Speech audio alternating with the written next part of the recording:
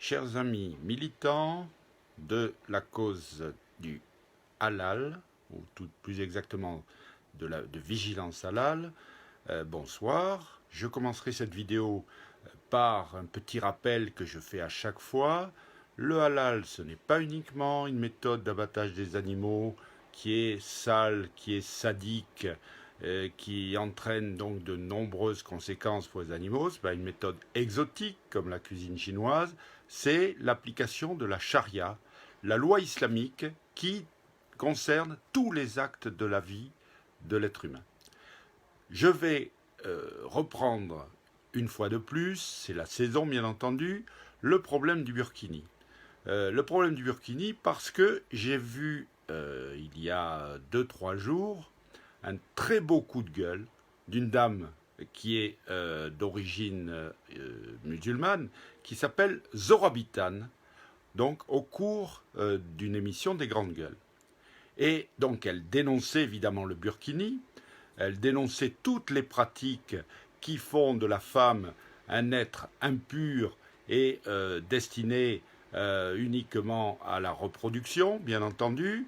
Elle disait que les personnes qui voulaient, et ça c'est quand même quelque chose de très fort, qui, dans la bouche de certains, pourrait entraîner des procès, elle disait que toutes les personnes qui voulaient appliquer cette charia, cette loi islamique, devaient retourner dans les pays où elle s'appliquait au quotidien.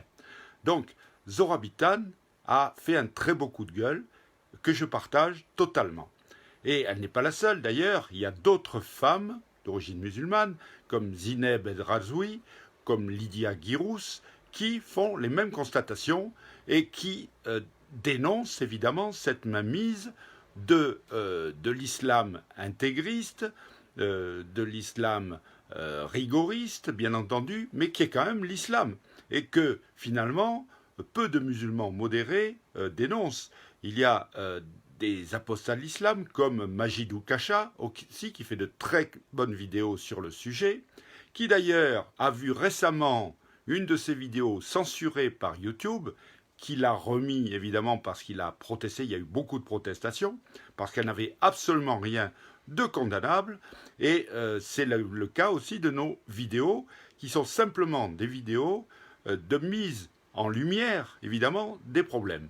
Alors, vous voyez donc cette histoire de burkini qui, en plus, a été inventée par une Australienne non musulmane dans un but évidemment totalement mercantile et que des oulémas ou des docteurs de la loi, comme on les appelle, ont dit, pour lesquels ils se sont prononcés en disant que ce n'était absolument pas halal.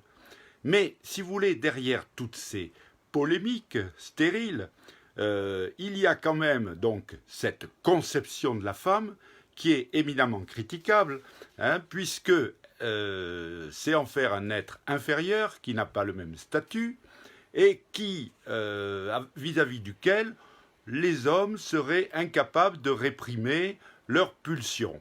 Je vous conseille d'ailleurs à ce titre la lecture d'un livre extraordinaire qui s'appelle donc Mahomet au volant, la charia au tournant de mon ami Guylaine Duménil, qui a travaillé à la RATP et qui donc parlait évidemment de ces hommes qui étaient véritablement en rut parce qu'ils s'asseyaient sur un siège sur lequel s'était assise une femme.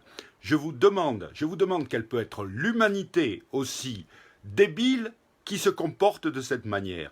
C'est vraiment un comportement qui est inexcusable, inexplicable, et dans notre civilisation où nous avons appris peu à peu donc à fréquenter donc les femmes, il est inadmissible que tous ces comportements aient lieu.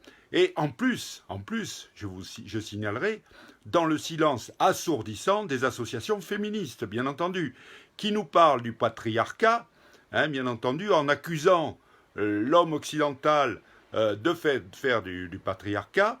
Et donc, de ce fait, c'est toujours le corps de la femme qui est stigmatisé. Et donc, la question de fond, et ça sera la fin de ma vidéo, une vidéo un petit peu courte, mais qui pose quand même un problème important, une question fondamentale, existentielle.